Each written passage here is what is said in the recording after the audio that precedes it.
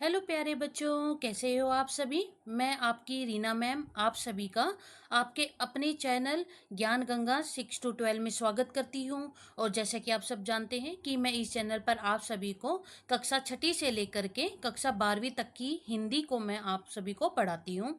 तो आज जो हम पढ़ने वाले हैं वो हमारी आरोह भाग 1 जो कक्षा 11वीं की हमारी पाठ्य पुस्तक है, उसका जो गद्य खंड है उसका पहला पाठ है नमक का दरोगा। तो आज हम उसको पढ़ने वाले हैं। तो चलिए बिना किसी देरी के हम अपनी क्लास को शुरू करते हैं। तो इस कहानी के जो लेखक है वो कौन है, तो वो है मुंशी प्रेमचंद जी। तो इस कहानी को पढ़ने से पहले हम मुंशी प्रेमचंद जी का जीवन परिचय या जीवनी को हम जो है जान लेते हैं। मुंशी प्रेमचंद का जो जन्म हुआ था वो 1880 ईस्वी में कहाँ हुआ था, उत्तर उत्तर प्रदेश के लम्ही नामक गांव में हुआ था। इनका जो मूल नाम था यानी कि इनका जो वास्तविक नाम था वो कौन सा था, तो इनका मूल नाम या वास्तविक नाम क्या था, धनपत राय था। इनका जो बचपन है वो अभावों में बीता था। इन्होंने स्कूली शिक्षा पूरी करने के बाद पारिवारिक समस्याओं के कारण बीए तक की पढ़ाई मुश्किल से पूरी की थी। इनके पिता का देहांत होने के बाद में मुंशी प्रेमचंद के ऊपर परिवार की समस्त जिम्मेदारियां आ गई थी, जिसके कारण ये जो है कमी शिक्षा प्राप्त कर पाए थे। और जितने भी इन्होंने जो शिक्षा प्राप्त की है वो बड़े अभावों में और बड़ी ही परेशानियों का सामना करते हुए इन्होंने अपनी पढ़ाई को पूरा किया था। ये अंग्रेजी में एमए करना चाहते थे, लेकिन पारिवारिक जिम्मेदारियों के कारण उनको क्या है वो आगे पूरा नहीं कर पाए थे। यानी कहने का तात्पर्य ये है कि अंग्रेजी में एमए करना चाहते थे, आगे पढ़ना चाहते थे, लेकिन पारिवारिक जिम्मेदारियों को पूरा करने के कारण क्या करना पड़ा, इनको अपनी जो पढ़ाई है वो छोड़नी पड़ी और नौकरी जो है वो करनी पड़ी थी।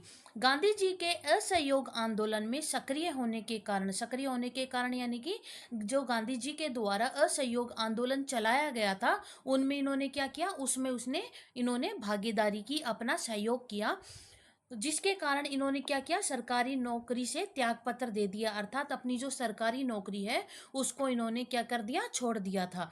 राष्ट्रीय आंदोलन के जुड़ने के बाद इनका जो लेखन कार्य है वो सुचारू रूप से चल पड़ा। क्या किया इन्होंने, जो गांधी जी ने जो सहयोग आंदोलन चलाया था उसमें क्या किया, अपना सहयोग दिया, जिसके कारण इन्होंने सरकारी नौकरी को छोड़ दिया। और उसके बाद जो राष्ट्रीय आंदोलन से जब ये जुड़ गए तो इन्होंने क्या किया, अपना जो लेखन कार्य है उसको जो है शुरू कर दिया। ये अपनी पत्नी शिवरानी जो देवी थी, इनकी पत्नी का नाम क्या था, इनकी पत्नी का नाम था शिवरानी देवी। उनके साथ इन्होंने क्या है, अंग्रेजों के खिलाफ जो आंदोलन हो रहे थे उसमें इन्होंने क्या किया, अपना सहयोग दिया अपनी पत्नी के साथ।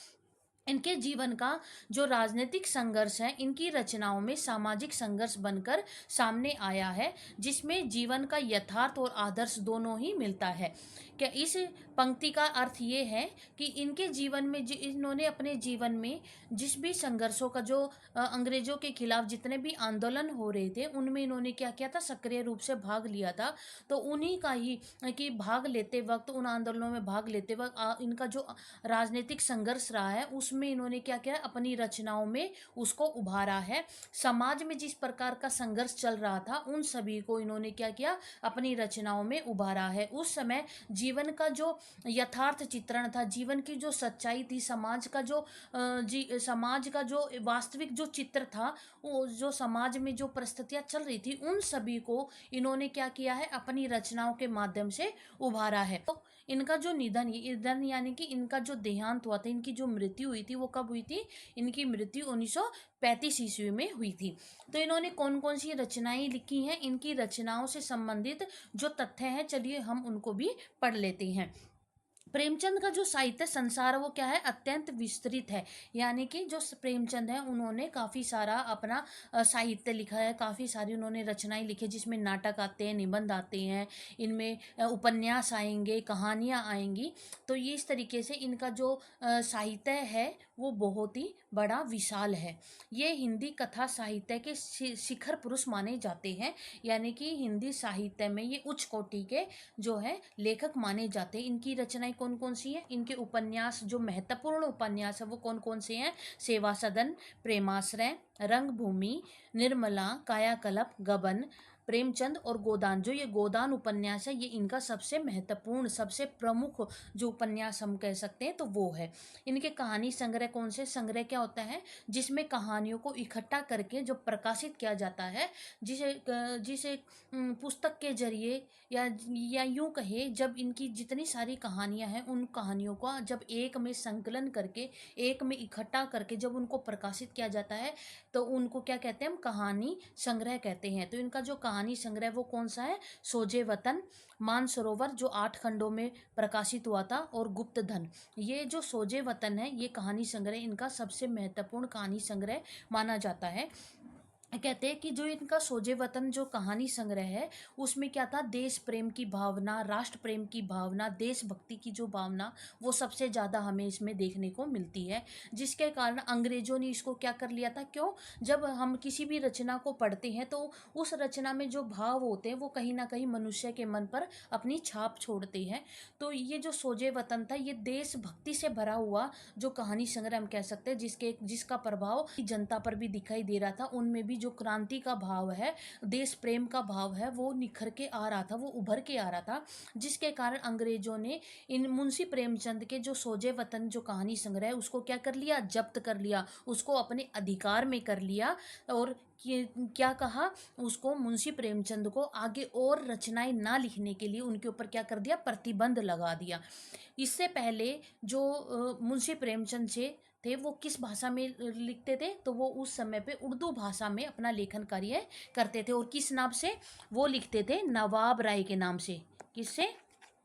वो अपना लेखन कार्य नवाब राय के नाम से लिखते थे। और उस समय पे ये किस भाषा में लेखन कार्य करते थे? ये उर्दू भाषा में अपना जो है लेखन कार्य करते थे। लेकिन जब सोजे वतन को अंग्रेजों ने जब्त कर लिया और उनके ऊपर आगे और लेखन कार्य करने का जब प्रतिबंध लगाया, उसके बाद इन्होंने क्या है? मुंशी प्रेमचंद यानी कि प्रेमचंद के नाम से इन्होंने जो अपना कहानी संग्रह है, या अपनी यूं कहें कि इन्होंने प्रेमचंद नाम से जो है अपनी रचनाएं लिखना प्रारंभ कर दिया। उसके बाद इन्होंने किस भाषा में? हिंदी भाषा में लिखना शुरू किया था प्रेमचंद के नाम से। अब हम आगे जो है आगे देख लेते हैं। इनकी जो नाटक है वो कौन कौन से हैं? इनका नाटक है करबला, संग्राम, प्रेम की वेदी, और निबंध संग्रह है कुछ विचार और विविध प्रसंग। तो ये इनके हमें निबंध संग्रह दिखाई देती है। अब इनकी साहित्यिक विशेषताएं क्या हैं तो उनको भी हम जान लेते हैं कि हिंदी साहित्य के इतिहास में कहानी और जो उपन्यास है, इस विधा का जो विकास है वो काल विभाजन प्रेमचंद को ही रख करके किया गया है। किसको रख के? प्रेमचंद को रखकर, प्रेमचंद को रख करके ये जो है किया गया है।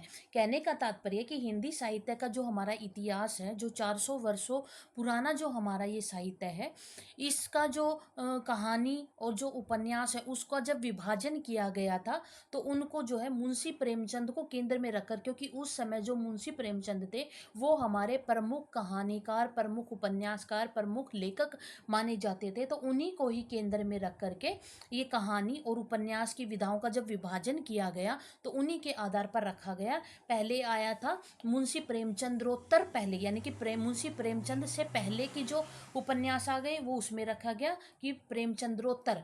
उसके बाद इसमें रखा गया प्रेमचंद्र, तो यानी कि प्रेमचंद के जीवन के संबंध में, यानी कि प्रेमचंद का जो समय रहा उसमें जो कहानी लिखे गए, जो उपन्यास लिखे गए वो उसके अंतर्गत रखे गए।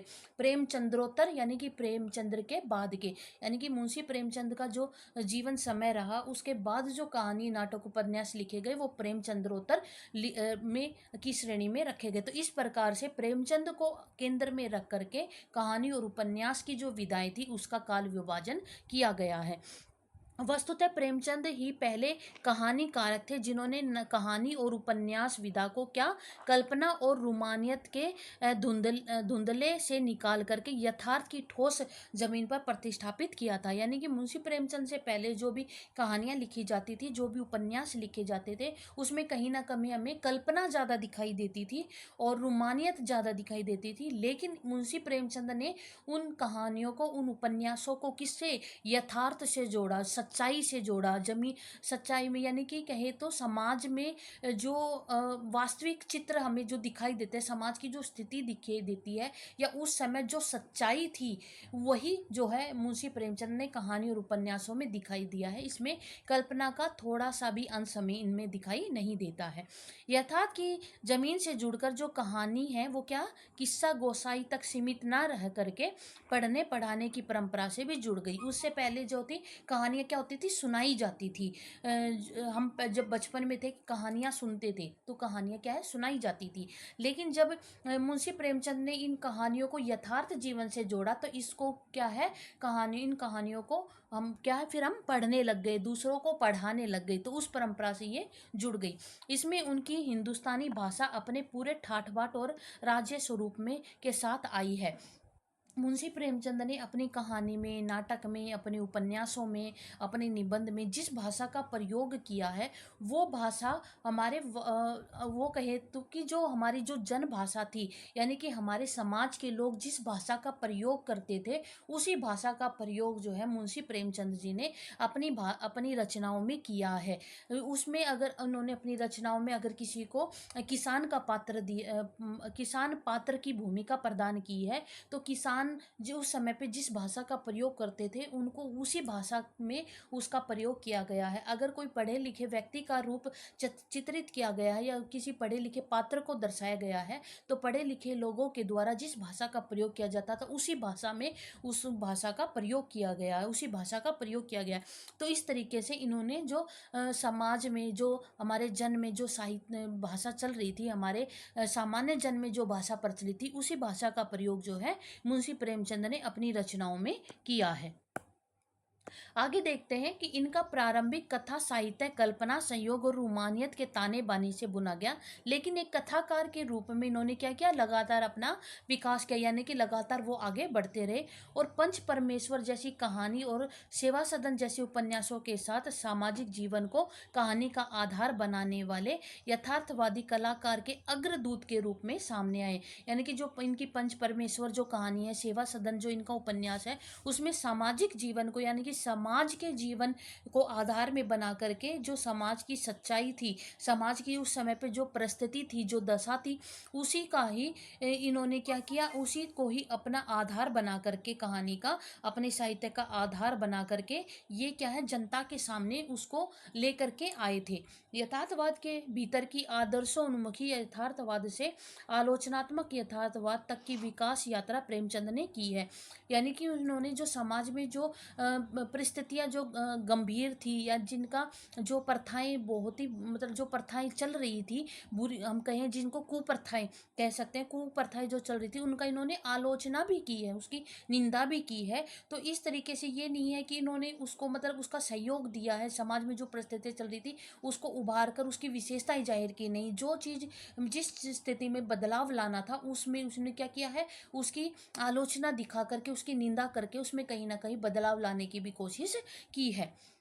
यह कहानी और उपन्यास के क्षेत्र में उनके आलोचनात्मक प्रयासों पर भी लागू होती है, जो कटु यथार्थ का चित्रण करते हुए भी समस्याओं और अंतर विरोधों को अंततः एक आदर्शवादी और मनोवांछित समाधान तक पहुंचा देती है। तो अभी मैंने क्या समझाया, यही कि जो समाज में जो परिस्थितियां चल रही थी, समाज में लोगों को जिन समस्याओं का सामना करना पड़ रहा था, जो कुप्रथाएं जो है लोग झेल रहे थे, जैसे कि अनमेल विवाह है, बहुपत्नी विवाह है, सती प्रथा है, छुआछूत की भावना है, ऊंच नीच की भावना है, और जो गरीब लोगों का और जो हम कहें दलित वर्ग का जो शोषण हो रहा है, उनकी समस्याओं को उभारा गया, उनका जो यथार्थ चित्रण है वो जनता के सामने लाया गया और उनमें क्या है सुधार करने की भी इन्होंने पूरी कोशिश की है, उन समस्याओं का समाधान करने की भी इन्होंने अपनी रचनाओं के जरिए पूरी कोशिश की है।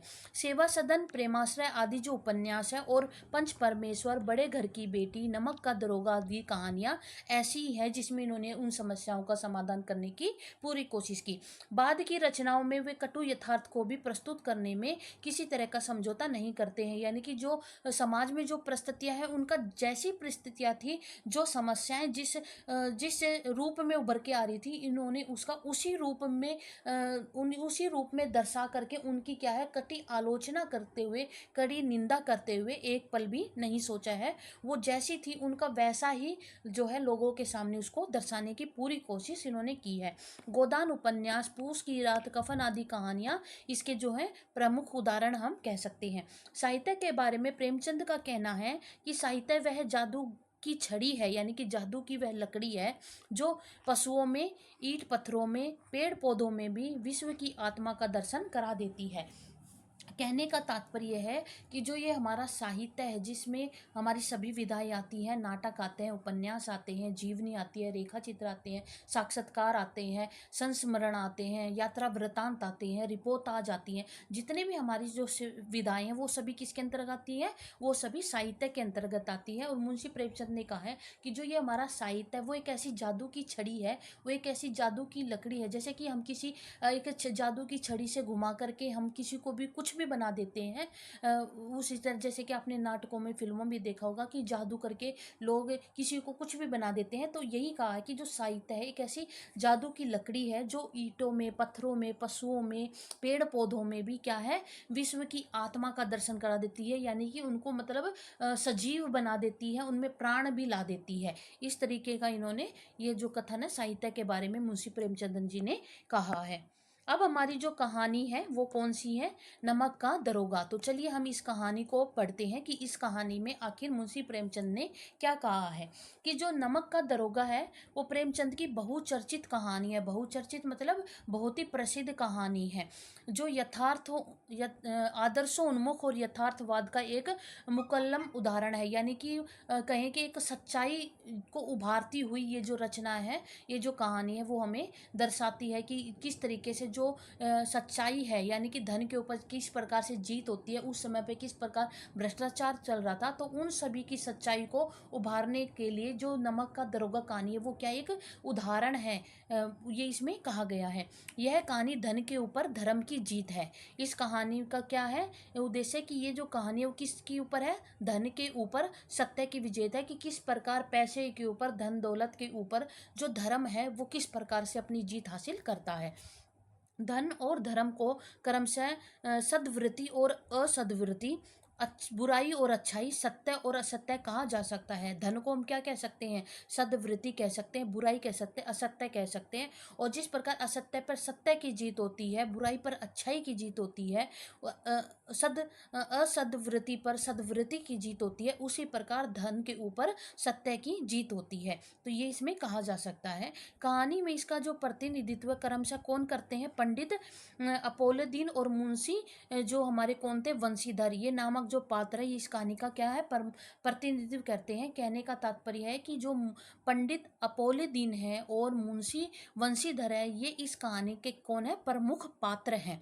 ईमानदार कर्मयोगी मुंशीधर को खरीदने में असफल रहने के बाद जो पंडित अपोलोदीन है अपने धन की महिमा का प्रयोग कर उसको क्या है नौकरी से हटवा देती है।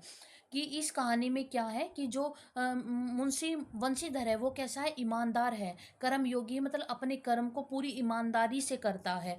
और वो जो अपोलोदीन है, पंडित अपोलोदीन है, वो क्या करता है, अपने धन का प्रयोग करती है, अपने पैसे का, अपनी धन दौलत का प्रयोग करके मुंशी वंशीधर को क्या है खरीदने की पूरी कोशिश करता है, उसको रिश्वत देता है कि वो किसी तरीके से जो है उसको खरीद सके।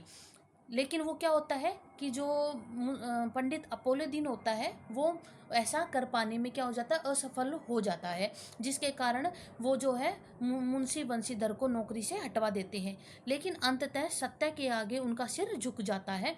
वे सरकारी विभाग से बर्खास्त वंशीधर को, क्यों, क्योंकि वो सरकारी नौकरी पे थे, कौन, हमारे मुंशी वंशीधर, जब उसको नौकरी से हटा दिया जाता है तो पंडित अपोलोदीन है क्या करता है, ऊंचे वेतन पर, ऊंचे भत्ते पर अपनी जायदाद का स्थायी मैनेजर उसको नियुक्त कर देते हैं। क्यों, क्योंकि उसकी ईमानदारी को, उसकी कर्मनिष्ठा को देखते हुए और गहरे अपराध बोध में भरी हुई वाणी से क्या कहते हैं, क्यों, क्योंकि उसने, पंडित अपोलोदीन ने मुंशी वंशीधर के साथ जो दुर्व्यवहार किया था, जो बुरा व्यवहार किया था, उसके साथ जो अत्याचार किया था, उसके कारण उसको क्या है पछतावा हो रहा है और इसलिए वो अपराध बोध के साथ साथ यानी कि पछतावे के साथ क्या कहते हैं कि परमात्मा से यही प्रार्थना है कि आपको सदैव वही नदी के किनारे वाला बेमुरोवत उदंड किंतु धर्मनिष्ठ दरोगा जो है वो बनाए रखे। तो ये किसको कहते हैं? जो पंडित अपोले दिन है वो मुंशी वंशीधर को कहते हैं। तो चलिए हम जो है ये हमने थोड़ा सा इसका सार पढ़ा कि इस कहानी में आखिर क्या होता है। तो अब हम इस कहानी को पढ़ते हैं कि नमक का विभाग बनने के बाद लोग नमक का जो व्यापार है चोरी छुपे करने लगते हैं। यानी कि उस समय पर जो गांव के जो लोग हैं यानी कि पंडित अपोले दिन है वो नमक का व्यापार खुलेआम करता था। लेकिन जब ये नमक विभाग का क्या है दरोगा बन जाते हैं, कौन? मुंशी वंशीधर जब नमक का दरोगा बन जाते हैं तो नमक का व्यापार कैसे किया जाता है? चोरी छुपे वो किया जाता है। इस काले व्यापार को क्या कहा जाता है? भ्रष्टाचार कहते हैं। क्यों? क्योंकि ये जो काला व्यापार है, नमक का जो व्यापार चोरी छिपे किया जा रहा था, उससे क्या हो रहा था? भ्रष्टाचार है वो क्या हो रहा था? बढ़ रहा था। अधिकारियों के पोबारा थे यानी कि अधिकारी जो आपस में क्या हो गए थे? मिले हुए थे। लोग दरोगा के पद के लिए लालायित रहते थे। क्यों? क्योंकि जो दरोगा होते हैं वो जब किसी का जो कोई काला धंधा करता है या कोई बुरा काम करता है और दरोगा उसको रोकता है तो वो इंसान क्या करता है? उसको रिश्वत देता है उसका मुंह बंद कराने के लिए, ताकि वो जो हम कार्य कर रहे हैं, गलत कार्य जो हम कर रहे हैं, वो किसी और को ना बताए। तो वो दरोगा क्या है? अपनी पैसा धन कमाने के लिए वो ऐसा करते हैं। तो इसलिए सभी लोग क्या थे? दरोगा बनना चाहते थे, क्योंकि दरोगा बनने के बाद उसको क्या है? अधिक धन प्राप्त होता है। इसलिए सभी पद क्या है? सभी लोग दरोगा के पद पर लालायित थे। यानी कि दरोगा का पद पाने के लिए सभी क्या थे? लालायित थे, उत्सुक थे। मुंशी वंशीधर को रोजगार को प्रमुख मानकर, मतलब उन्होंने क्या है? नौकरी को प्रमुख मानकर कि मेरे लिए नौकरी ही सब कुछ है, इसे खोजने चले गए। यानी कि इस पद पर उन्होंने क्या कर लिया? इस नौकरी को उन्होंने प्राप्त कर लिया। उनके पिता अनुभवी थे। उनके पिता कौन? मुंशी वंशीधर के जो पिता थे वो अनुभवी थे। उन्होंने घर की दुर्दशा देख करके और अपनी, ये लाइनें दोबारा से आगे, इसको मैं ऐसे करके हटा देती हूँ कि उन्होंने क्या करा? उन्होंने अपनी घर की दुर्दशा देख करके, जिस तरीके से उनकी जो घर की दशा थी, और अपनी वृद्धावस्था यानी कि बुढ़ापे का हवाला देकर नौकरी के पद की ओर ध्यान ना दे करके ऊपरी आय वाली नौकरी को बेहतर बताया। किसने? मुंशीधर के पिता ने। उनको क्या कहा कि अपने घर की दुर्दशा को देख करते हुए और अपनी गरीबी का, कि भी मैं तो बहुत ही मतलब अपनी बूढ़ावस्था का, अपने बुढ़ापे का हवाला देकर कहा कि तुम्हें जो है अपने नौकरी के पद की ओर ध्यान नहीं देना चाहिए, कि जो तुम्हें जो नौकरी दी गई है, तुम्हें जिस पद पर आसीत किया गया है, तुम जिस पद पर हो, तुम्हें उस पद का ध्यान नहीं रखना चाहिए, बल्कि जो ऊपरी आय है, बल्कि जो अलग से आप जो कमा सकते हो, ऊपरी आय को जो आप कमा सकते हो, उसी के ऊपर आपने क्या है? पूरा ध्यान देना है। वही नौकरी को उसने क्या कहा है? बेहतर बताया है। वे कहते हैं कि मासिक जो वेतन है वो तो पूर्णमासी का चांद है। पूर्णमासी का चांद है कि उनका कहने का मतलब जो हमें मासिक तौर पे जो तनख्वाह दी जाती है वो कैसा है? पूर्णमासी का, जो पूर्णमासी का जो चांद निकलता है उसके समान है। जो एक दिन तो आता हुआ दिखाई देता है, जैसे पूर्णमासी का चांद है वो हमें क्या है? पूर्णमासी को ही वो हमें पूरा दिखाई देता है। उसके बाद वो क्या धीरे धीरे घटता चला जाता है। उसी की तुलना जो है वंशीधर के पिता ने कहा है कि जो मासिक वेतन है वो कैसा है? एक पूर्णमासी का चांद है, जो एक दिन तो हमें दिखाई देगा, बाद में वो धीरे धीरे लुप्त हो जाता है, यानी कि धीरे धीरे वो गायब हो जाता है। पूरी ऊपरी जो आय है, ऊपरी आय क्या है? एक बहता हुआ स्रोत है, यानी कि बहती हुई एक नदी है जिससे सदैव प्यास बुझती है। ऊपरी आय क्या है? जो मासिक वेतन है वो एक बार आएगा, महीने में एक बार दिखाई देगा और धीरे धीरे घट के वो क्या है? एकदम से खत्म हो जाएगा। लेकिन जो हमारी ऊपरी आय है वो क्या है? बहती रहती है, वो आती रहती है, जिसके कारण क्या है? हमारी प्यास बुझती है, मतलब हमारा गुजारा होता है। आवश्यकता व अवसर देख कर विवेक से काम करो, कि अवसर को देखते हुए, जो तुम्हें मौका मिल रहा है उसको देखते हुए, जो हमारी आवश्यकताएं हैं उनको देखकर ही बुद्धि से तुम है जो वो काम करो। वंशीधर के पिता की बातें ध्यान से सुनी। जो वंशीधर ने क्या हुआ? अपने पिता की बातों को ध्यान से सुना और चल दिए। धैर्य, बुद्धि, आत्मावलंबन व भाग्य के कारण नमक विभाग के दरोगा पद पर आसीत हो गई। वो क्या हुए? नमक विभाग का जो दरोगा है उस पर वो, दरोगा यानी कि थानेदार, उस पद पर वो आसीत हो गई, यानी कि उनकी वो नौकरी लग गई और घर में क्या हुआ? खुशी छा गई। सर्दी के मौसम की रात थी। ठीक है। उस समय पे क्या था, सर्दी का मौसम था और रात का समय था, यानी कि सर्दी के मौसम की रात में नमक के सिपाही नशे में मस्त थे। यानी कि सर्दी थी जिसके कारण जो नमक के सिपाही थे, यानी कि नमक विभाग के जो भी सिपाही थे वो क्या थे, नशे में मस्त थे, नशे में चूर थे। वंशीधर ने 6 महीने में ही अपनी कार्यकुशलता व उत्तम आचार से अफसरों का क्या है, विश्वास जीत लिया था। कि मुंशीधर ने अपने कार्य के कारण, अपनी मेहनत के कारण, अपनी कार्यकुशलता के कारण, कर्मनिष्ठा के कारण, ईमानदारी के कारण, जो ईमानदारी से कार्य करते हुए जितने भी अफसर थे उनका क्या है, विश्वास उसने जीत लिया था। यमुना नदी पर बने के पुल से गाड़ियों की आवाज सुन के वे उठ गए। उस समय पर रात के समय में क्या हुआ, रात के समय जब वंशीधर सो रहे थे तो उन्हें यमुना नदी के पास में जो पुल बना हुआ था उस पुल के पास में उनको आवाज आती हुई सुनाई दी, गाड़ियों की आवाज सुनाई दी, जिससे वंशीधर क्या है, वो उठ खड़े हुए। उन्हें गोलमाल की शंका हुई, उन्हें कुछ गड़बड़ी की शंका हुई। जाकर देखा तो गाड़ियों की क्या है, कतार दिखाई गई। यानी कि जब उन्होंने देखा कि कुछ ना कुछ गड़बड़ी है और उन्होंने जब जाकर के वहां पर देखा तो उन्हें क्या हुआ, गाड़ियों की एक लंबी कतार यानी कि लंबी लाइन उनको दिखाई दी। पूछताछ पर पता चला कि ये पंडित अपोले दिन की है, कि जो गाड़ियां जो जा रही है वो किसकी है, पंडित अपोले दिन की ये गाड़ियां हैं। ठीक है। वह इलाके का प्रसिद्ध क्या था, जमींदार था। जो पंडित अपोली दिन है वो क्या था, एक प्रसिद्ध जमींदार था जो ऋण देने का काम करता था। लोगों को क्या देता था, ऋण देता था। जो ब्याज पे जो किसी को पैसे उधारी देता है तो उधार का वो काम करता था। तलाशी ली तो पता चला कि उसमें नमक है, यानी कि जो गाड़ियां थी उसमें क्या भरा हुआ था, उसमें नमक भरा हुआ था। पंडित अपोले दिन अपने सजीले रथ में उगते हुए जा रहे थे। जो पंडित अपोले दिन थे वो क्या थे, रथ में बैठे हुए थे। तभी गाड़ी वालों ने गाड़ियां रोकने की खबर दी। तभी उन्होंने क्या कहा, जो गाड़ियां रोक दी थी किसने, वंशीधर ने। पुल जो वो पार कर रहे थे उस समय पर वंशीधर ने उन गाड़ियों को क्या है, रोक दिया था। वो जो गाड़ियां जब रुक गई थी तो उस गाड़ियों के जो ड्राइवर थे उन्होंने जो है क्या हुआ, पंडित अपोले दिन को गाड़ी रोकने की उनको खबर दी। पंडित सारे संसार में लक्ष्मी को प्रमुख मानते थे। लक्ष्मी यहाँ पर कौन है, लक्ष्मी का अर्थ है धन, धन यानी कि पैसा। तो वो क्या है, पैसे को, धन को जो है सबसे प्रमुख मानते थे, सबसे ऊंचा मानते थे। न्याय नीति सब लक्ष्मी के खिलौने हैं। कि जो न्याय है या फिर नीतियां हैं, जो हमारे नियम है, कायदे हैं, कानून है, वो सब क्या है, लक्ष्मी के आगे खिलौने हैं। लक्ष्मी के पैसे के क्या, वो खिलौने हैं। यानी कि कहने का तात्पर्य है कि जो लक्ष्मी से बढ़ कर के न्याय, नीति, नियम, कानून कुछ भी नहीं है। सबसे ऊपर कौन है, लक्ष्मी है, पैसे हैं। उसी घमंड में निश्चित होकर दरोगा के पास पहुंच गए कि सब कुछ लक्ष्मी है और मैं पैसे दे करके सब कुछ ठीक कर लूंगा। इसी घमंड में वो है क्या करते हैं, दरोगा के पास पहुंच जाते हैं। उन्होंने कहा कि मेरी सरकार तो आप ही हैं। वो अब उसके ऊपर क्या है, मक्खन लगा रहे हैं, चापलूसी कर रहे हैं।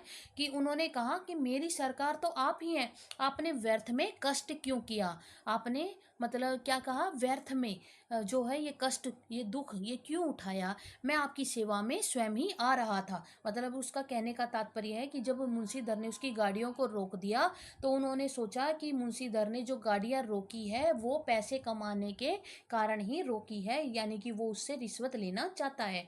तो मुंशी पंडित अपोलोदीन ने यही सोचा था, इसलिए उसने कहा कि मेरी तो सरकार आप ही है, आप व्यर्थ में कष्ट क्यों कर रहे थे, मैं तो आपके पास ही आ रहा था, यानी कि थाने में आपके पास आ रहा था आपको पैसे देने के लिए कि मेरा नमक वहां जा रहा है, मैं अपने नमक को कहीं और भेज रहा हूँ, किसी दूसरे स्थान पर भेज रहा हूँ। ये उस क्योंकि वो जानता था कि ये गलत कार्य है और वो जब उसको रोकेगा तो वो पैसे देने के लिए पहले ही क्या कह रहा है, मैं तो आपके पास आ रहा था। वंशीधर पर क्या था, ईमानदारी का नशा था। वंशीधर कौन है, वंशीधर जो हमारी इस कहानी के नायक हैं। तो वो कैसे हैं, वो ईमानदार है। उन्होंने कहा हम अपना ईमान नहीं बेचते, क्योंकि उसको शंका हो गई थी, उसको लग गया था कि जो दरोगा है वो मुझे रिश्वत देना चाहता है, इसलिए वो ऐसे कह रहा है कि मैं तो आपने व्यर्थ में ही कष्ट किया, मैं तो आपके पास आ रहा था कि आपको मैं रिश्वत देने के लिए आ रहा था। ये वंशीधर ने जान लिया, तो इसलिए उसने पहले ही कह दिया कि मैं अपना ईमान नहीं बेचता, आपको गिरफ्तार किया जाता है। तो ये किसने कहा, ये वंशीधर ने अपोलोदीन को कहा कि मैं आपको गिरफ्तार करता हूँ। यह आदेश सुनकर पंडित अपोलोदीन हैरान हो गए, उसको आश्चर्य हो गया, क्योंकि क्यों, उसको निश्चित था, उसको विश्वास था कि वो अपने पैसे के दम पर अब क्या है वंशीधर को खरीद लेगा। लेकिन ये क्या हुआ, ये तो पासा जो है उल्टा पड़ गया। क्यों? क्योंकि वंशीधर ने कह दिया कि मैं अपने ईमान को नहीं बेचता और मैं आपको गिरफ्तार करता हूँ। यह उनके जीवन की पहली घटना थी। क्यों? क्योंकि वंशीधर से पहले जितने भी दरोगा आए हैं उसने सबको क्या है खरीद रखा था। जितने भी बड़े अधिकारी हैं उनको पैसे देकर उसने खरीद रखा था, इसलिए वो जो मन चाहा अपना काम करता था। लेकिन ये पहली बार ऐसा हुआ है कि वो किसी इंसान को नहीं खरीद पाया है, उसको रिश्वत के जरिए नहीं खरीद पाया है, और उसने क्या है उसको गिरफ्तार करने का क्या कर दिया, आदेश दे दिया। बदलू सिंह उसका हाथ पकड़ने से घबरा था। जो बदलू सिंह जो थे, यानी कि जो सैनिक थे, जो हवलदार थे, वो पंडित अपोलोदीन का क्या हाथ पकड़ने से घबरा रहे थे। फिर अपोलोदीन ने सोचा कि नया लड़का है, यानी कि नया नया दरोगा आया है, ये नया लड़का है, ये अभी मेरे बारे में कुछ भी नहीं जानता है। दीन भाव से बोले, आप ऐसा ना करें, हमारी इज्जत मिट्टी में मिल जाएगी। अब वो फिर मस्का लगा रहे कि उसने सोचा कि नया नया है, इसके ऊपर ईमानदारी का थोड़ा भूत सवार है, अब इसको थोड़ा सा और मक्खन लगाते हैं। और वो क्या बोलता है, दीन भाव से, मतलब कि थोड़ी से दुखी मन से, थोड़े उससे बोलते हैं कि आप ऐसा ना करें, मेरी जो इज्जत है वो क्या है मिट्टी में मिल जाएगी। लेकिन वंशीधर ने साफ मना कर दिया। अपोलोदीन ने 40,000 तक की रिश्वत देनी चाहिए, उसको 40,000 रुपये भी उसको देने के लिए बात कही कि भी मैं तेरे को 40,000 रुपये दूंगा, परंतु वंशीधर ने उनकी एक ना सुनी। धर्म ने धन को क्या करा, पैरों पैरों तले कुचल डाला। यानी कि हमें इस लाइन को पढ़ के क्या पता चल रहा है कि धर्म ने क्या है धन को हरा दिया है। सुबह तक हर जुबान पर यही किस्सा था, यानी कि जो घटना थी वो सब लोगों के पास सुबह तक पहुंच गई थी। पंडित के व्यापार की चारों तरफ पंडित के व्यवहार की चारों तरफ निंदा हो रही थी, कि जो पंडित जी ने जो कार्य किया था उसके व्यवहार से सब क्या उसकी आलोचना कर रहे थे, उसकी निंदा कर रहे थे, उसकी बुराई कर रहे थे। भ्रष्ट व्यक्ति भी उसकी निंदा कर रहे थे, जो और लोग थे जो भ्रष्ट थे वो भी क्या है उसकी निंदा कर रहे थे। अगले दिन अदालत में भीड़ थी। क्यों? क्योंकि जो पंडित अपोलोदीन को पकड़ा गया था उसको अदालत के सामने, जज के सामने जो है पेश किया गया था, और वहाँ पर सभी लोग क्या थे इकट्ठे थे। यानी कि जो पंडित अपोलोदीन के जितने भी अधिकारी थे, जिसको भी उन्होंने खरीद रखा था, जो भी उसके आदमी थे, वो सब के सब क्या थे अदालत में इकट्ठे हो रखे थे। अदालत में सभी पंडित अपोलोदीन के माल के गुलाम थे। यानी कि क्या, जैसे कि अभी मैंने बताया कि पंडित अपोलोदीन ने सभी को क्या है अपने पैसों से खरीद रखा था, वे उनके गुलाम बन गए थे। वे उनके पकड़े जाने पर हैरान थे, इसलिए नहीं कि अपोलोदीन ने क्यों यह कर्म किया, बल्कि इसलिए कि वह कानून के पंजे में कैसे आ गए। सब क्या थे, हैरान थे। वो इसलिए हैरान नहीं थे कि पंडित अपोलोदीन ने ऐसा क्यों किया, उसको ऐसा नहीं करना चाहिए थे, इस बात से नहीं, क्योंकि वो तो सब जानते थे इस कार्य को। लेकिन वो ऐसे थे कि ये तो सबको जो है पैसे दे के खरीद लेता है, फिर भी जो है ये वंशीधर को क्यों नहीं खरीद पाया, ये आज जो है कानून के पंजे में कैसे आ गए, यानी कि वो कैसे पकड़े गए। इस बात से सभी लोग क्या थे, हैरान थे।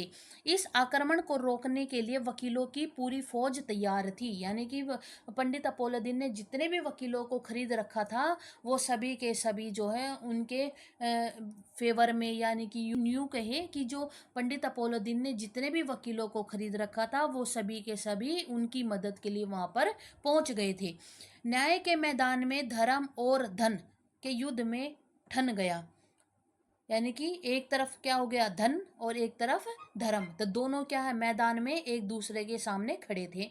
वंशीधर के पास क्या था, सत्य था, और गवाह लोभ से डावाडोल। यानी कि वंशीधर के पास सिर्फ क्या था, उसका सत्य था, और जो भी उसके गवाह थे, यानी कि उनको जो धन पहले ही मिल चुका था, उनको पैसे दे करके जो गवाह थे वो पहले ही खरीदे जा चुके थे। वंशीधर को न्याय में पक्षपात होता दिख रहा था। उसने जो क्या था, क्योंकि वंशीधर को साफ पता चल रहा था कि ये गवाह हैं और क्या नाम है ये सत्य बोलेंगे, लेकिन उनको साफ दिख रहा था कि जो गवाह हैं वो भी जो है पंडित अपोलोदीन ने खरीद लिए हैं, इसलिए अब यहाँ पर न्याय में क्या होगा, पक्षपात होगा। यहाँ के कर्मचारी पक्षपात करने पर तुले हुए थे। जितने भी कर्मचारी थे, जितने भी अधिकारी थे, वो सब क्या कर रहे थे, पक्षपात कर रहे थे। यानी कहें कि वो पंडित अपोलो दिन के फेवर में, पंडित अपोलो दिन के लिए ही सब बोल रहे थे। मुकदमा जो है शीघ्र समाप्त हो गया। क्यों? क्योंकि सबने जो है मुंशीधर के जो वंशीधर है उसके खिलाफ सबने बयान दिया, और जो पंडित अपोलो दिन है उसके पक्ष में सबने अपने बयान दिए हैं। डिप्टी मजिस्टर ने लिखा कि पंडित अपोलोदीन के विरुद्ध जो प्रमाण है वो क्या है, आधारहीन है। यानी कि जो भी गवाह पेश किए गए हैं उनमें कोई भी आधार नहीं है, सब आधारहीन है, वे ऐसा नहीं कर सकते हैं। यानी कि जो पंडित अपोलोदीन के ऊपर जो भी ये जो अपराध लगे हैं वो क्या है, वो सब के सब झूठे हैं। पंडित अपोलोदीन ऐसा नहीं कर सकते हैं। दरोगा का जो दोष है वो अधिक नहीं है, मतलब दरोगा का भी दोष अधिक नहीं है। क्यों? क्योंकि वो क्या है, वे अभी नए आए हैं, उनको इसलिए उनको इतना नहीं पता है, इसलिए उनका दोष भी ज़्यादा नहीं है। परंतु एक भले आदमी को कष्ट दिए जाने के कारण भविष्य में उनको ऐसा न करने की चेतावनी दी जाती है। कि उन्होंने क्या कहा कि जो पंडित अपोलोदीन है वो क्या है, एक भला आदमी है, और उनको वंशीधर ने क्या है, कष्ट पहुंचाया है, इसलिए वो भविष्य में ऐसा ना करे कि जिसके कारण उनको को कष्ट पहुंचे। इसलिए उसको जो वंशीधर को चेतावनी इस बात की दी जाती है, और पंडित जो अपोलोदीन है वो क्या है, छूट जाती हैं। इस फैसले से सबकी बाछें बाछें खिल गई। सबकी क्या हो गई, सबकी बाहें खिल गई। यहाँ पर आएगा बाहें। सबकी बाहें खिल गई, खूब पैसा लुटाया गया। क्यों? जो पंडित अपोलोदीन ने सबको, सभी अधिकारियों को, गवाह को, वकीलों को, सबको जो है क्या है, खरीद लिया था, जिसने अदालत की नाव को हिला दिया। वंशीधर बाहर निकले तो चारों तरफ से व्यंग की बातें सुनने को उनको मिली। उन्होंने व्यंग की बातें सबको, यानी कि सब जो है उनके ऊपर व्यंग कसने लगे। उन्हें न्याय, विद्वता, उपाधियां सब की सब क्या है, निरर्थक लगने लगी। वंशीधर की बर्खास्तगी का पत्र 1 सप्ताह के बाद आ गया। यानी कि उनको क्या है, उनके पद से हटा दिया गया।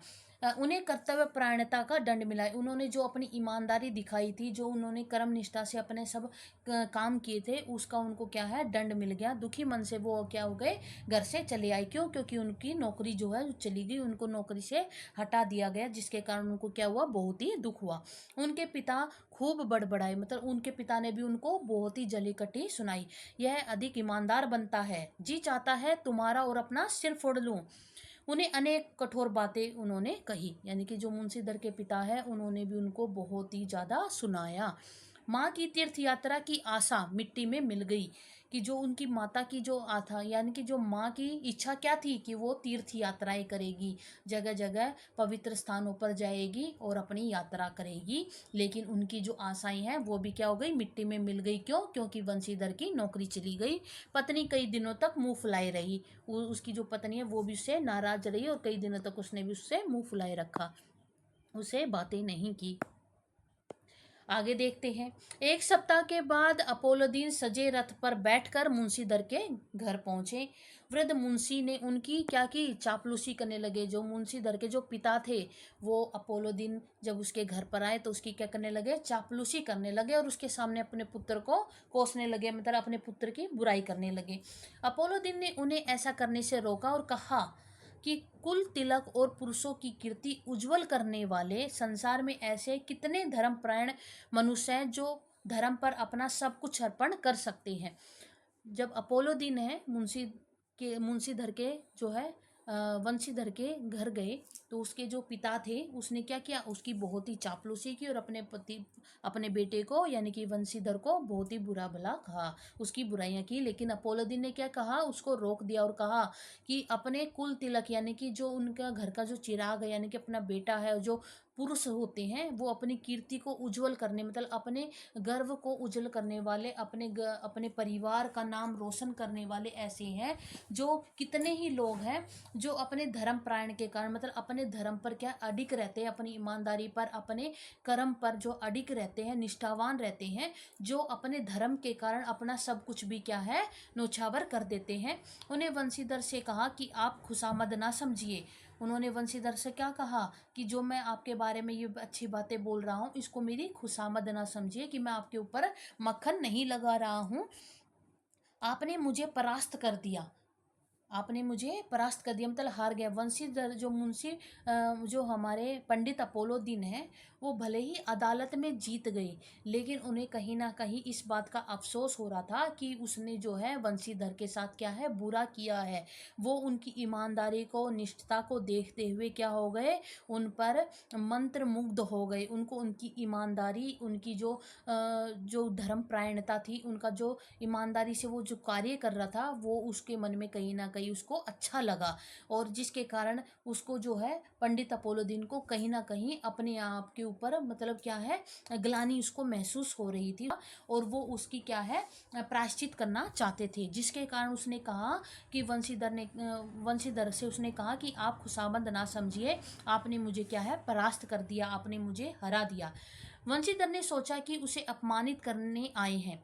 तो अब उसने क्या सोचा कि वंशीधर ने सोचा कि अब जो अपोलो दीन है वो क्या है, मुझे अब अपमानित करने आए हैं। परंतु पंडित की बातें सुनकर उसका संदेह दूर हो गया।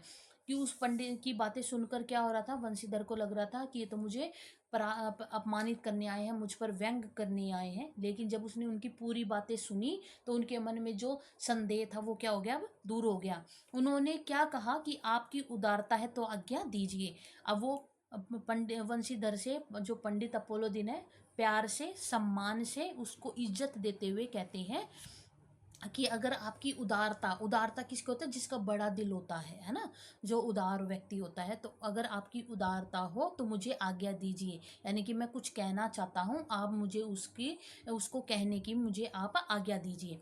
अपोलो दीन ने कहा कि नदी तट पर आपने मेरी प्रार्थना नहीं सुनी, कि मैंने आपको प्रार्थना की थी लेकिन आपने मेरी प्रार्थना नहीं सुनी। मैंने आपको बहुत समझाया लेकिन आपने मेरी प्रार्थना वो है नहीं सुनी। अब आपको जो ये मेरी प्रार्थना है, जो मैं आपसे कहने आया हूँ, उसको आपको जरूर सुनना पड़ेगा, मेरी उस प्रार्थना को जरूर मानना भी पड़ेगा।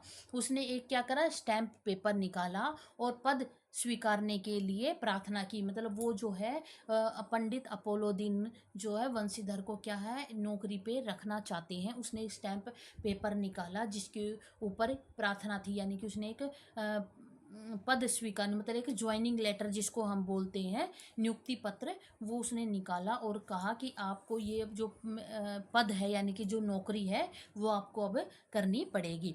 वंशीधर ने पढ़ा, क्या लिखा हुआ था उस पत्र में, कि पंडित ने अपनी सारी जायदाद का स्थायी मैनेजर, 6,000 रुपये मासिक वेतन, रोजाना खर्च, सवारी, बंगले आदि के साथ नियत किया था। यानी कि पंडित अपोलो दीन ने अपनी पूरी जायदाद का वो जो है वंशीधर को क्या बना दिया था, मैनेजर बना दिया था। और मैनेजर के साथ उसको क्या है, 6,000 रुपये, पूरे 6,000 रुपये महीना मिलेंगे। रोजाना का जो उसका खर्च होता है, जो खर्चा पानी है डेली का, वो उसको मिलेगा। आने जाने के लिए सवारी, यानी कि आने जाने के लिए उसको गाड़ी मिलेगी, रहने के लिए बंगला मिलेगा। ये सब उसको जो है पंडित अपोलो दीन वंशीधर को क्या करते हैं, ऑफर करते हैं, मतलब उसको ये देते हैं कि तुम मेरी ये नौकरी करो और बदले में तुम्हें 6,000 रुपये और ये सब मिलेगा।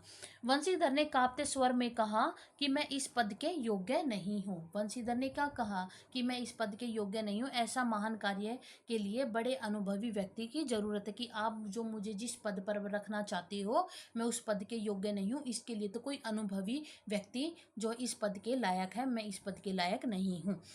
अपोलो दीन ने वंशीधर को कलम देते हुए कहा, उसने क्या कहा कि मुझे अनुभव, विद्वता, मर्मज्ञता, कार्यकुशलता की चाह नहीं है, कि मुझे कोई अनुभवी व्यक्ति की या कोई विद्वता की, यानी कि कोई महान व्यक्ति की, मर्मज्ञता की, कार्यकुशलता की, जिसको मतलब इस कार्य में मैनेजर के कार्य को अच्छे से कर सके, उसकी मुझे कोई भी ज़रूरत नहीं है।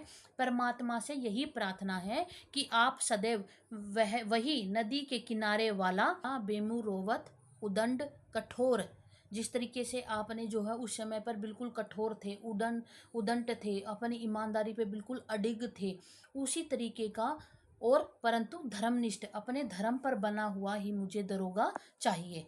मतलब मुझे एक्सपीरियंस वाला या कोई अनुभवी व्यक्ति नहीं चाहिए, कोई कार्यकुशल वाला व्यक्ति नहीं चाहिए। मुझे तो वही वंशीधर चाहिए जो नदी किनारे जिसको मैंने देखा था। आप वही दरोगा बने रहें।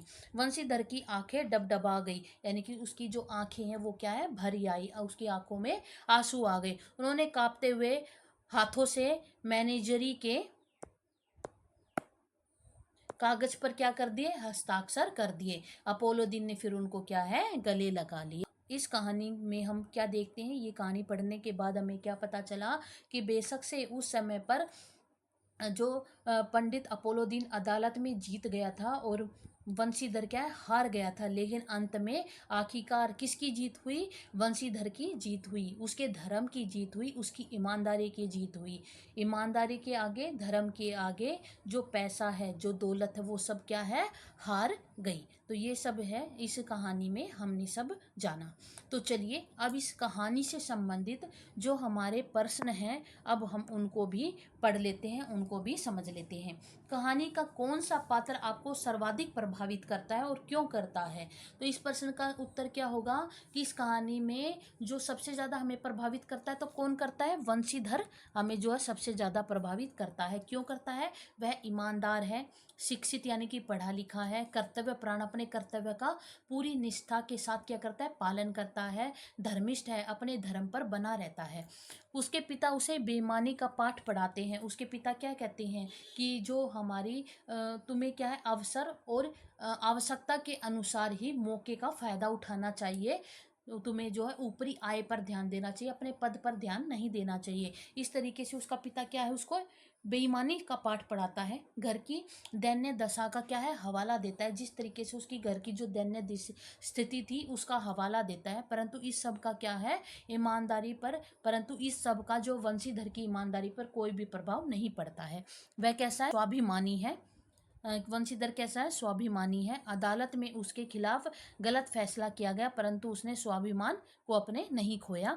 मतलब अपने गलत रास्ते पर उसने अपने स्वाभिमान को बनाए रखा, उसने गलत रास्ते को नहीं चुना। उसकी नौकरी छीन ली गई, लेकिन कहानी के अंत में उसे ईमानदारी का क्या है, फल मिल गया। पंडित अपोलो दीन ने उसे अपनी सारी जायदाद का आजीवन मैनेजर बना दिया। ठीक है, तो ये जो है इस कहानी का इस प्रश्न, तो ये जो है इस प्रश्न का उत्तर है जिसको मैंने आपको समझाया। अब हम अपने अगले प्रश्न को देख लेते हैं कि हमारा अगला जो प्रश्न है वो क्या है, कि नमक का दरोगा कहानी में पंडित जो अपोलो दीन के व्यक्तित्व के कौन से दो पहलू हैं जो हमारे सामने उभर के आए हैं। मतलब इस कहानी में जब जो हमने ये पढ़ी है कहानी, इस कहानी को पढ़ करके पंडित जो अपोलो दीन है उसके दो पक्ष हमारे सामने उभर कर आए। तो वो कौन से आए थे? पहला कौन सा था? लक्ष्मी के उपासक। पहला जो पक्ष हमें दिखाई दिया कि वो लक्ष्मी के क्या थे, धन के क्या थे, उपासक थे। पंडित अपोलो दीन लक्ष्मी के उपासक हैं। वे लक्ष्मी को सर्वोच्च मानते हैं, यानी कि धन दौलत को वो सबसे ऊपर मानते हैं। उन्होंने अदालत में सबको खरीद रखा था। वे कुशल वक्ता भी थे, मतलब बोलने में वो चतुर भी थे।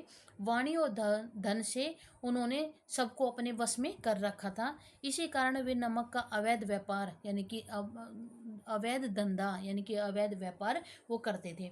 वंशीधर द्वारा पकड़े जाने पर वे अदालत में धन के बल पर स्वयं को रिहा करवा लेते हैं और वंशीधर को नौकरी से हटवा देते हैं। तो ये जो है हमें इसका पहला पक्ष दिखाई दिया। तो इस पक्ष में हमें जो पंडित अपोलो दीन है वो क्या है, लक्ष्मी के उपासक हैं। वो क्या सोचते हैं कि वो पैसे से सब कुछ खरीद सकते हैं और पैसे के अकॉर्डिंग वो अपने अनुसार सबको चला सकते हैं, और उसने वो वैसा किया भी। दूसरा जो इसका पक्ष है, कि दूसरा पक्ष कौन सा है, कि किस रूप में हमारे सामने ये जो है उभर कर के आए हैं, कि ईमानदार के कायल, वो जो वंशीधर की जो ईमानदारी है उसके वो कायल हो जाते हैं। कहानी के अंत में उनका जो उज्जवल रूप है यानी कि अच्छा रूप जो है वो हमारे सामने आता है। वंशीधर की ईमानदारी के ये कायल हो जाते हैं। ऐसा व्यक्ति उन्हें सरलता से नहीं मिल सकता था। जैसा ईमानदार और मेहनती, कर्मनिष्ठ और धर्मपरायण जैसा वंशीधर था, वैसा व्यक्ति उसको कहीं पर भी नहीं मिल सकता था। वे स्वयं उनके घर पहुंचे और उसे अपनी सारी जायदाद का स्थायी मैनेजर उसको बना दिया। उनको अच्छा वेतन, सुविधाएं देकर मान सम्मान उसका बढ़ाया। उनके स्थान पर आम आदमी तो सदा बदला लेने की ही बात सोचता है। अगर और कोई होता तो क्या है, उसके जगह क्या होता, बदला लेने की सोचता, लेकिन उसने ऐसा नहीं किया। तो ये दो पक्ष हैं जो हमारे सामने अपोलो दीन के आते हैं। अब हमारा अगला प्रश्न क्या है, कहानी के लगभग सभी पात्र समाज के किसी न किसी सच्चाई को उजागर करते हैं। निम्नलिखित पात्रों के संदर्भ से पाठ के उस अंश को उद्धृत कीजिए। यानी कि पाठ के उस अंश को दर्शाइए जिससे हमें पता चले कि यह समाज की सच्चाई को दिखा रहे हैं, समाज की सच्चाई को उभार रहे हैं। तो पहला हमारा कौन सा है? पहला है मुंशी। मुंशी कौन? जो वंशीधर के पिता है। वंशीधर का पिता है वृद्ध मुंशी, जो भ्रष्ट चरित्र का प्रतिनिधि करता है, यानी कि वो भी क्या है? वरिष्ठ व्यक्ति है। वो भी जो है क्या करता है?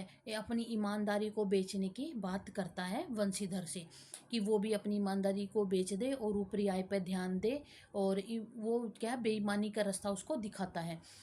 इसे धन में ही सब कुछ दिखाई देता है। और यह अपने बच्चों को ऊपर की कमाई तथा आम आदमी के शोषण की सलाह देता है। पाठ में यह अंश उसके विचारों को व्यक्त करता है। अब पाठ में कौन सी बातें हैं जो ये दर्शाती है कि उसने ये सब कहा है? अब उसको हम पढ़ लेते हैं कि उनके पिता एक अनुभवी पुरुष थे। समझाने लगे, बेटा घर की दुर्दशा देख रहे हो, ऋण के बोझ से दबे हुए हैं।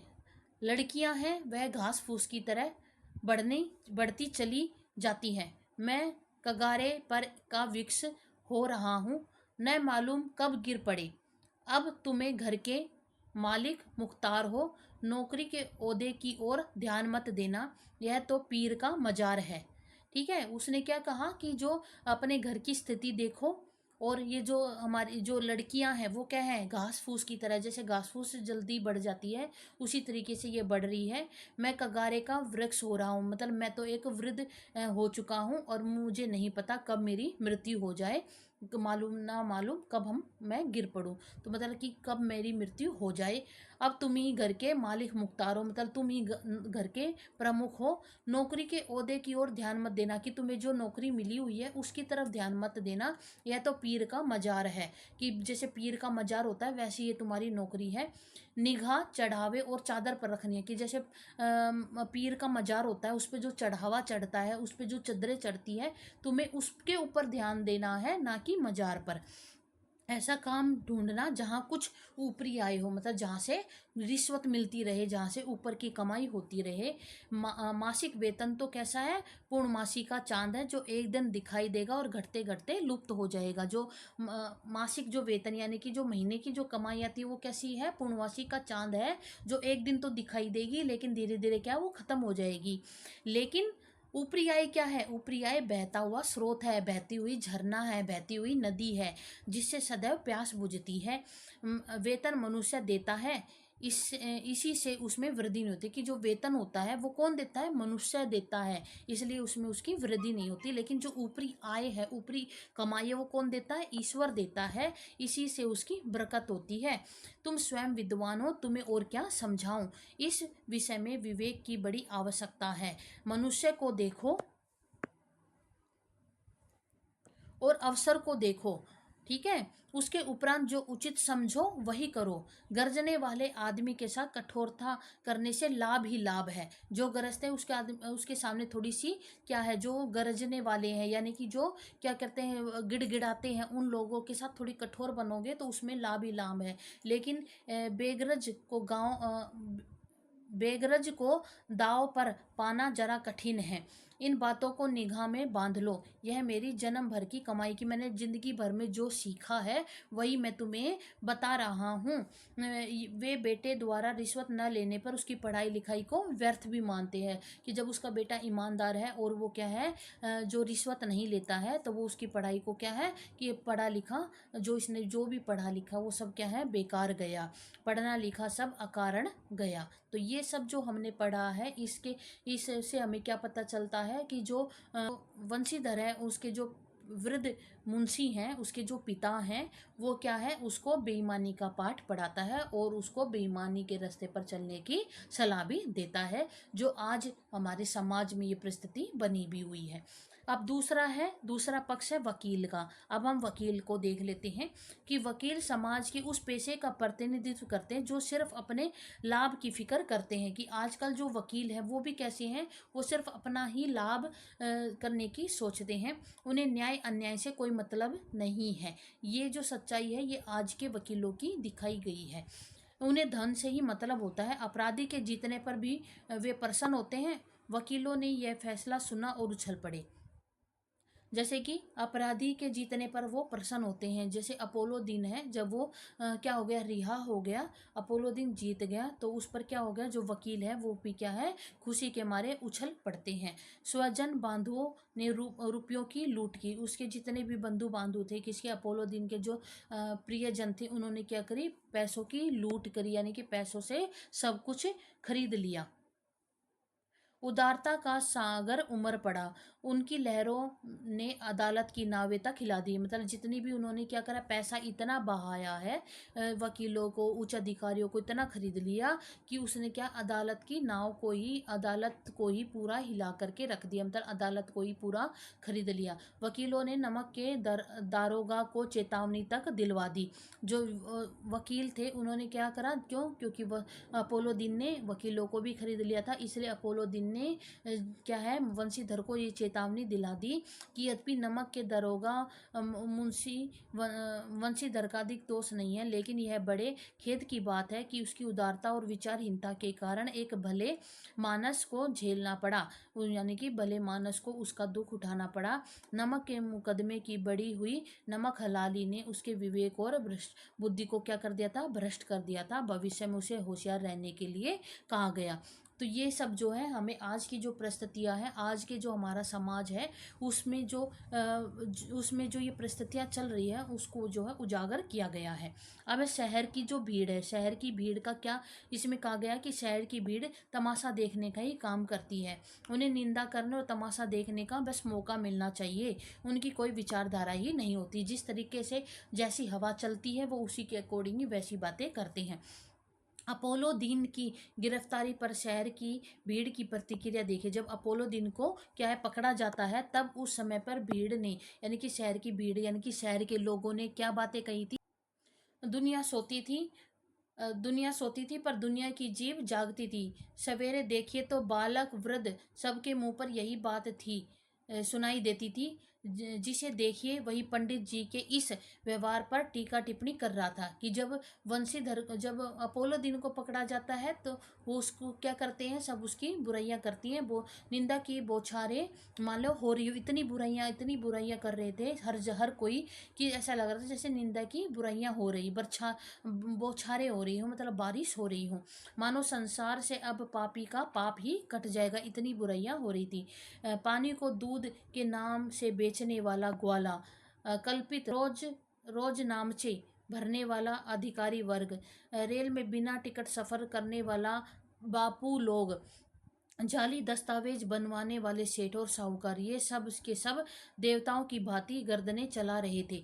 मतलब जितने भी थे ये सब भ्रष्ट लोग थे, लेकिन अपोलो दिन के पकड़े जाने पर ये सब भी उसकी क्या है, बुराइयां कर रहे थे। जब दूसरे दिन पंडित अपोलो दिन अभियुक्त होकर कांस्टेबलों के साथ हाथों में हथकड़ियां, हृदय में ग्लानि और शोभ भरे लज्जा से गर्दन झुकाए अदालत की तरफ चले, तो सारे शहर में क्या हो गई, सारे शहर में हलचल मच गई। मेलों में कदाचित आंखें इतनी व्याप्त न होती थी, भीड़ के मारे छत और दीवारों में कोई भेद न रहा। कि मतलब जब हम मेले में देखने के लिए जाते हैं, तो लोग इतनी, मतलब इतने देखने वाले लोग नहीं होते थे जितने जब उसको पंडित अपोलो दिन को ले जा रहे थे, तब उसको देखने के लिए भीड़ जो जमा हो गई थी, छतों पे क्या, दीवारों पर क्या, सारी जगह लोग उसको देखने के लिए क्या है, निकल आए थे, जिससे पता ही नहीं चल रहा था छत कौन है और दीवार कौन है।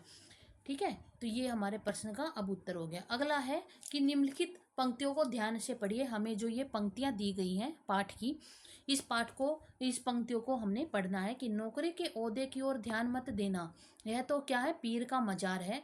निगाहें चढ़ावे और चादर पर रखनी चाहिए। ऐसा काम ढूंढना जहाँ ऊपरी आय हो। मासिक वेतन तो पूर्णवासी का चांद है, जो एक दिन दिखाई देता है और घटते घटते लुप्त हो जाता है। ऊपरी आय क्या है, बहता हुआ स्रोत है जिससे सदैव प्यास बुझती है। मनुष्य वेतन देता है, इसी से उसमें वृद्धि नहीं होती है। आदमी ऊपरी जो आमदनी है वो कौन देता है, ईश्वर देता है, इसी से उसकी बरकत होती है। तुम स्वयं विद्वान हो, मैं तुम्हें क्या समझाऊं। तो ये किसकी है, ये पंक्तियां जो है वृद्ध मुंशी की है, यानी कि वंशीधर के पिता की है, जो वंशीधर को कही जा रही है। तो इससे संबंधित अब जो हमारे प्रश्न है उसको हम जानते हैं कि ये उक्ति किसकी है। ये उक्ति किसकी है, वंशीधर के पिता की उक्ति है।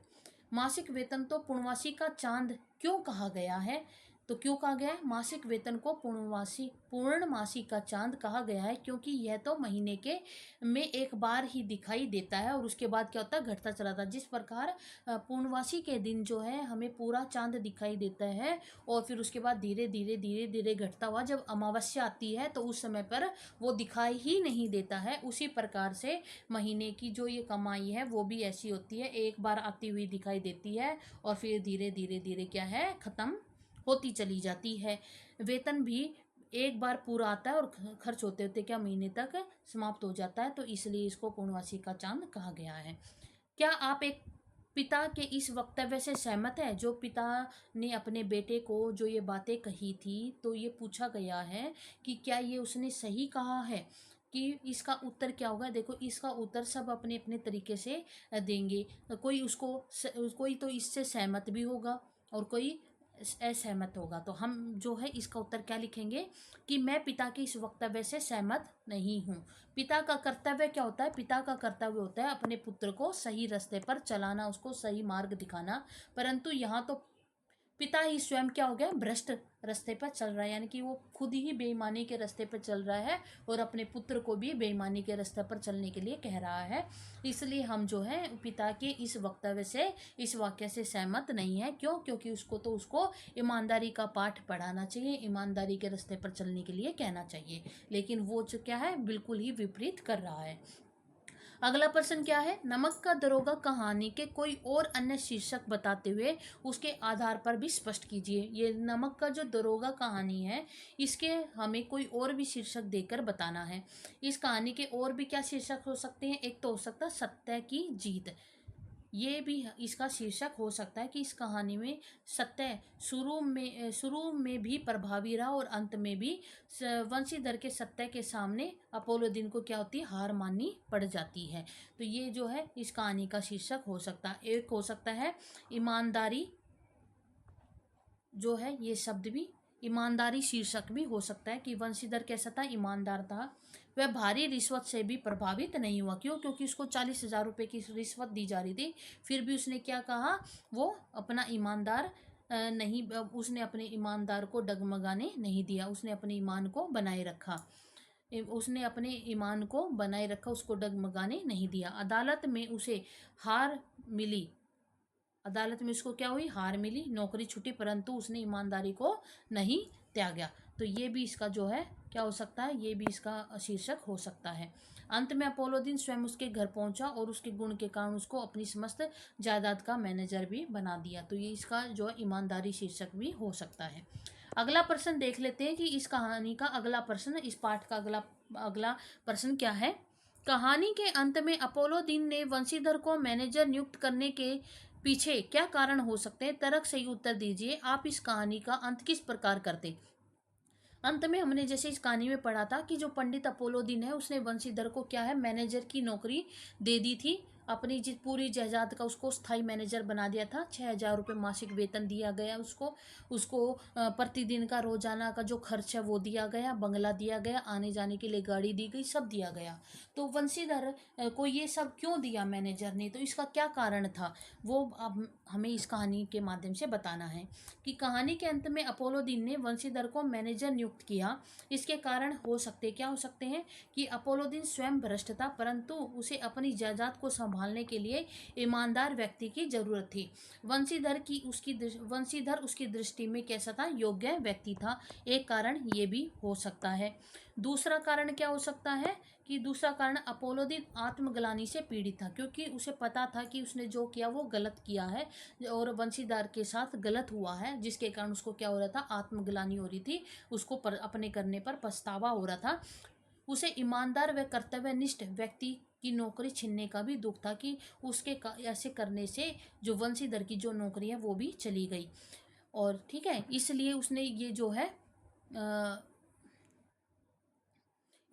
क्या है, उसको नौकरी देने का निश्चय किया।